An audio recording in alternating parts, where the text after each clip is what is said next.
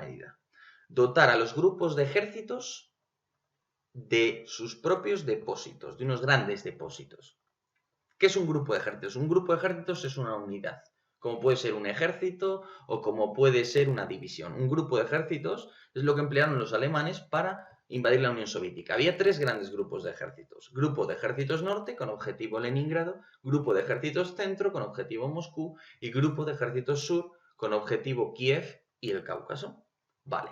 Entonces, cada uno de estos grupos de ejércitos va a contar con su depósito y de esa forma sus unidades van a poder acudir ahí rápidamente y tomar lo que necesiten. En principio, el sistema podríamos decir que supone una mejoría. A su vez, los depósitos del grupo de ejércitos van a tener depósitos avanzados. Depósitos avanzados que no podrán estar a más de 70 kilómetros del frente. Y ahí entra pues lo que se llama el transporte de última milla, es decir, esos últimos kilómetros en los que hay que suministrar. Hoy día, por cierto, paréntesis, hoy día el transporte de última milla es muy difícil y cada vez tiene más importancia porque, claro, con el enemigo cerca es muy fácil observar esa última milla y atacar al elemento logístico. Bueno, cierro paréntesis. Por tanto, este es el sistema que se establece. Y además, parece ser que además con insistencia de Hitler se añade otra cosa. Y es que van a ser gestionados por una mezcla de civiles y militares, con preponderancia de las empresas civiles. ¿Qué ocurre? Hitler piensa que va a ser un sistema más eficiente, que las compañías están mejor acostumbradas a tratar con ese material y que, bueno, pues habrá una mejor coordinación, se hará mejor el trabajo al final. ¿Qué ocurre? Que a la hora de la verdad los mecánicos civiles no están acostumbrados al estándar militar, que por así decirlo es mucho más bajo, es decir, hay que adaptarse a la situación, se usa lo que se puede, como se puede, y aunque el producto esté muy machacado si funciona, pues se sigue usando. Los civiles son mucho más cuadriculados, si esto está a partir de este punto no se puede seguir utilizando, bueno, pues al final parece ser que no son tan hábiles como los militares, no están acostumbrados a trabajar en las malas condiciones en las que es necesario trabajar, por la propia imposición de la guerra y del desgaste que al final se produce. Entonces este es el sistema alemán, vale. Se intenta descentralizar, funciona más o menos, pero al final se quita a los civiles, ¿por qué no? Aunque ese momento llega muy tarde y no se ha podido evaluar si realmente era que los civiles lo hacían mal o los militares lo hubieran hecho mejor, no se sabe. Simplemente al final a los civiles se les sustituyó de nuevo por militares. Ahora bien, la producción alemana de guerra, el mantenimiento de vehículos están muy ligados y aquí las cosas se hicieron en esencia mal desde el principio. Cuando se produce la Segunda Guerra Mundial, no fue solo Alemania el país que tuvo que decidir entre fabricar tanques o fabricar piezas de repuesto. Es decir, si hago 1000 motores, yo puedo hacer 1000 tanques, ¿vale? Pero en cuanto se me estropee un motor, pierdo el tanque entero porque no tengo otro de repuesto. A no ser que me hayan destruido un tanque y el motor esté bien y pueda canibalizarlo, ¿no? Vale.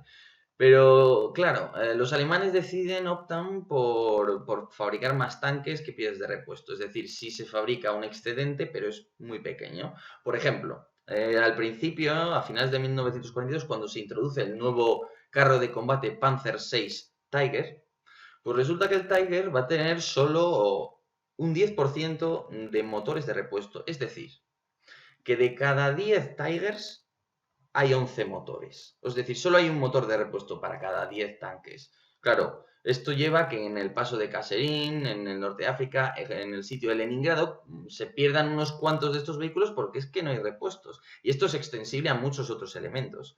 Claro, al hacer esto estás poniendo en riesgo y reduciendo la vida útil del carro de combate.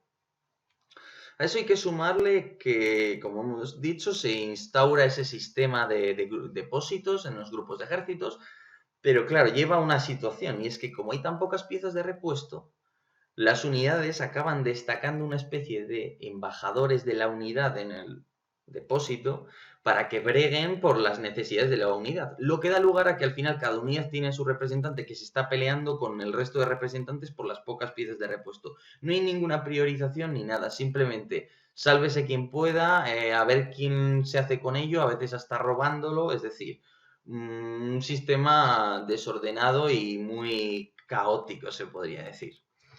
A ello hay que sumar la política industrial alemana en el sentido de nuevos diseños. no se decidió seguir con los diseños del inicio de la guerra en muchos casos y de hecho se introdujeron varios nuevos diseños. Encima diseños totalmente distintos que no tienen compatibilidades apenas entre sí.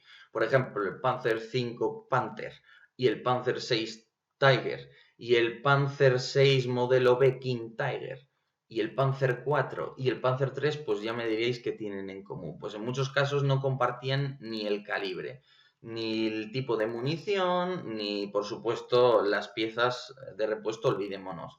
Entonces, claro, cada carro de combate tiene su propia línea de suministros, es un caos. Tened en cuenta que estamos hablando de una época en la que organizar el suministro era muy difícil. No es como hoy que con Excel e Internet, pues tú puedes tener una contabilidad muy buena de qué tienes en el depósito, en el almacén. En aquella época era todo mucho más analógico y daba lugar a muchos errores.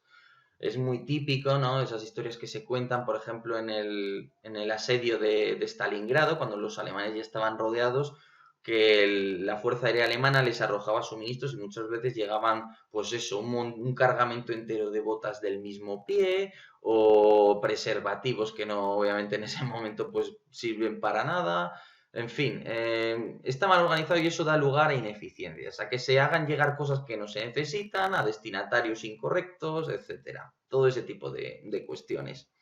Claro, encima méteme varios nuevos diseños, no solo en tema de carros de combate, es que en otros tipos de blindados, vehículos de transporte de personal, vehículos de mando, vehículos de reconocimiento, pues va a ocurrir tres cuartas de lo mismo, muchísima variedad. Recordemos que los mecánicos al final tienen que saber con qué pieza de repuestos están tratando, dónde tienen que ponerla, todo eso, y eso requiere una formación. Con tantos vehículos capturados en muchos casos, porque es que encima al haber Max se incluyó una cantidad enorme de vehículos capturados, pues el problema se dispara. Recordemos que los alemanes llegaron a emplear los T-34, los capturaban y los empleaban. Normalmente no duraban más que hasta que fallara el primer componente, porque no había posibilidad de repararlo. Pero imaginaos que intentan llevar un T-34 pues a la retaguardia, a ver qué mecánico sabe repararlo, por ejemplo, ¿no? Simplemente. Es decir, una heterogeneidad absoluta del parque blindado. Demasiados vehículos blindados, difícil centrarse en uno y por tanto el mantenimiento al final y todo es peor. Estaba hoy preparando, por cierto, paréntesis de nuevo, un artículo sobre las fuerzas acorazadas de países de Sudamérica y Centroamérica. Si alguno sabe de este tema y es oriundo de México, Argentina, Chile, cualquier país de por ahí, y quiere echarme un cable que me escriba, que ese es un tema, me lo ha recordado, la heterogeneidad del parque blindado de muchos países sudamericanos, por ejemplo, en los que pues tienen demasiados modelos en servicio y es difícil que puedan mantenerlos, obviamente, ¿no? Pero bueno, siguiendo, cierro paréntesis, siguiendo con el tema del mantenimiento de vehículos acorazados alemanes, otro problema, el peso. Parece parecer una tontería, pero es que el peso del principio de la guerra al final de los vehículos alemanes varía una enormidad. Pasamos del Panzer I, que llega a las 10 toneladas como mucho, al King Tiger, que pesa como un carro de combate moderno. De hecho, pesa más prácticamente, unas 70 toneladas. Claro, paso de puentes, movimiento por vagones que no soportan ese peso, empleo de portatanques, de góndolas para transportar los tanques, recuperación del vehículo. Todo cambia. Los materiales que servían para mover un tanque de 10 toneladas no sirven para mover un tanque de 70 toneladas. Entonces es un auténtico desastre. Imaginaros que para el Tiger, para mover un Tiger averiado, necesitaban emplear 3 vehículos de recuperación, 3 camiones. En principio esos camiones estaban diseñados para que cada uno pudiera mover a un tanque.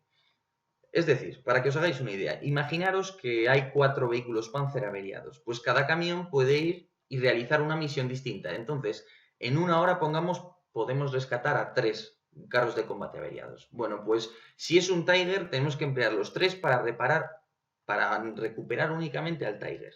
Fijaros la ineficiencia que supone esto. Y como ya digo, respecto a otros muchos elementos, pensad que simplemente por el tamaño del Tiger, simplemente el peso de las partes es mucho mayor. Y el mecánico eso lo nota, es decir, tiene que levantar piezas mucho más pesadas, eso es cansancio. Y al final todo eso parece que no, pero tiene unos costes detrás. Es difícil evaluarlos, pero los tiene. Pero bueno, a esto, pues eso, habría que sumarle algún otro elemento. Por ejemplo, quizás la seguridad y las carreteras. Bueno, la seguridad a medida que pasa la guerra va disminuyendo. Eso significa que se pierden vehículos en los tránsitos.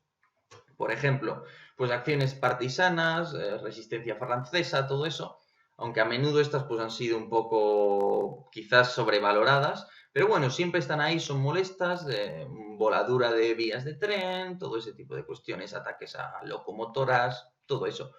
Luego también operaciones de bloqueo aéreo, por así decirlo. Es decir, los aliados gozan de la supremacía en los cielos y a menudo atacan todas las carreteras. Todo lo que ven es atacado.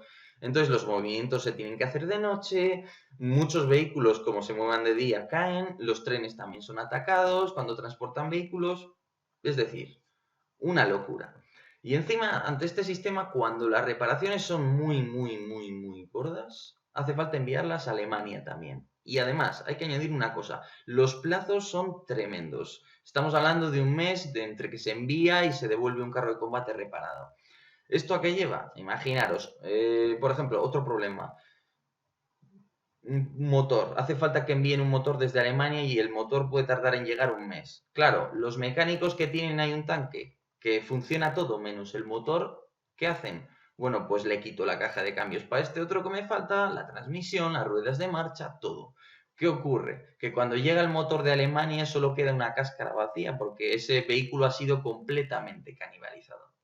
Bueno, entonces aquí os podéis hacer una idea de cómo funcionaba el mantenimiento alemán. Es verdad que era un reto enorme, que las infraestructuras de la Unión Soviética eran malísimas, que encima habían sido destruidas por los soviéticos en la retirada, que luego se unió la supremacía aérea de los aliados y la inseguridad de la retaguardia, es decir, muchas cosas, ¿no? Y que Alemania industrialmente había tomado malas decisiones.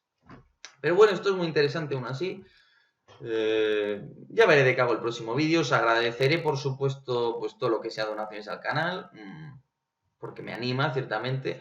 No es que lo haga por dinero, pero hombre, me han cerrado ya el canal 5 veces, como creo que ya he comentado, 3, 4, 5, ya no sé ni cuántas. Y hombre, después de eso, pues las ganas de hacer vídeos pues se quitan bastante.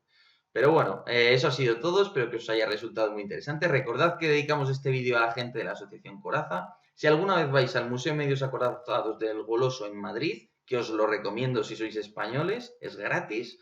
Y os recomiendo también dejar una pequeña donación porque esta gente no recibe demasiados fondos y si queremos que sigan haciendo el excelente trabajo que hacen. Y quizás, quién sabe, algún día tener algo como el Tank Fest de Bovington o algo parecido, pues hay que apoyarles. Así que bueno, eso ha sido todo, espero que os haya resultado interesante, dejadme sugerencias abajo y lo que queráis, os dejo también el enlace por si alguien me quiere apoyar, sugerencias a vídeos y todo eso por supuesto, y nada, muchas gracias y hasta otra.